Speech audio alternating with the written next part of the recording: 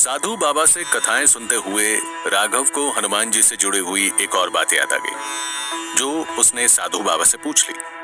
बाबा, मेरा एक दोस्त कहता है कि उस पर शनि की 7.5 चढ़ी हुई है और इसीलिए वो हर शनिवार को हनुमान जी के मंदिर जाकर उनकी पूजा करता है ताकि शनिदेव उससे खुश रहें।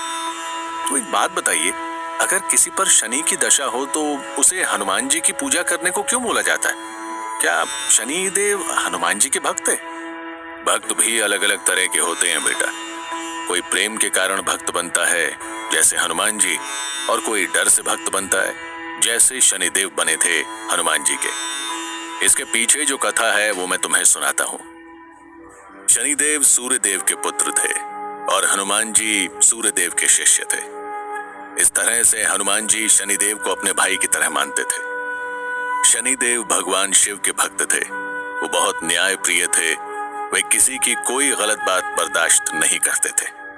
इसीलिए भगवान शिव ने उन्हें एक बार बुलाया और कहा, शनिदेव, मैं चाहता हूं इस सृष्टि में कर्म के आधार पर दंड देने की व्यवस्था हो। जो कोई पाप करे उसके पाप का फल मिले और जो कोई अच्छे कर्म करे उसे उनका अच्छा फल मिले। ये जिम्मेदारी मैं तुम पर सौंपता हूं कि तुम ऐसी न्याय व्यवस्था बनाओ और सभी का न्याय करो। भगवान शिव की बात सुनकर शनिदेव बड़े प्रसन्न हुए क्योंकि ये काम उनके स्वभाव से मेल खाता था। वे न्याय के देवता बन गए और ईमानदारी से कर्म के आधार पर लोगों को दंडित करने लगे। वे अच्छे कर्मों के लिए अच्छा और बुरे कर्म करने वालों को बुरा परिणाम देते थे। धीरे धीरे उनकी शक्ति और रौब बढ़ने लगा, जिससे उन्हें घमंड होने लगा। एक बार हनुमान जी श्री राम का ध्यान कर रहे थे। उनके सामने से शनिदेव गुजरे, मगर ध्यान में होने के कारण हनुमान जी ने उनको नहीं देखा। इससे शनिदेव को क्रोध आ गया। ये हनुमान मुझे पहले भी कुछ नहीं समझता था और अब भी नहीं, तभी मुझे इस तरह अनदेखा कर रहा है। शायद ये नहीं जानता कि अब मैं पूरे संसार का न्याय करता हूं। मेरी शक्ति असीम हो चुकी है। लगता है इसका भी न्याय करना पड़ेगा।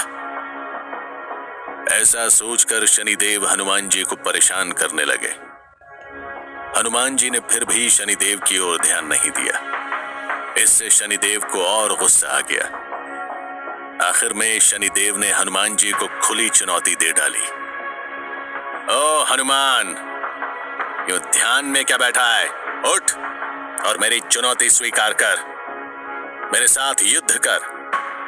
शनिदेव, मैं इस समय अपने प्रभु श्री राम का ध्यान कर रहा हूं, तो मुझे अकेला छोड़ दो।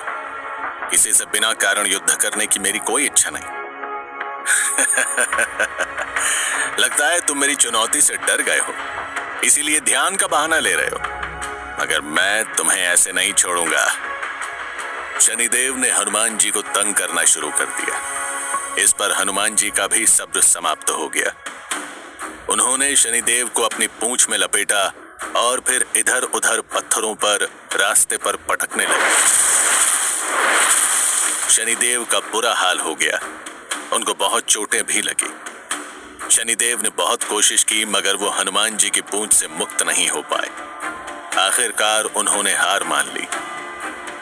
मुझे क्षमा कर दो हनुमान। आगे से मैं ना तुम्हें तंग करूंगा, ना ही तुम्हारे भक्तों को।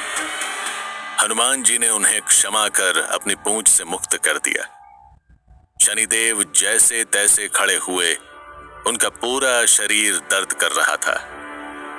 जगह जगह चोट लगी हुई थी। ये देखकर हनुमान जी को उन पर बड़ी दया आई। हनुमान जी ने शनिदेव को एक चमत्कारी तेल देते हुए कहा, लो शनिदेव, इस तेल को अपने शरीर पर मल लो।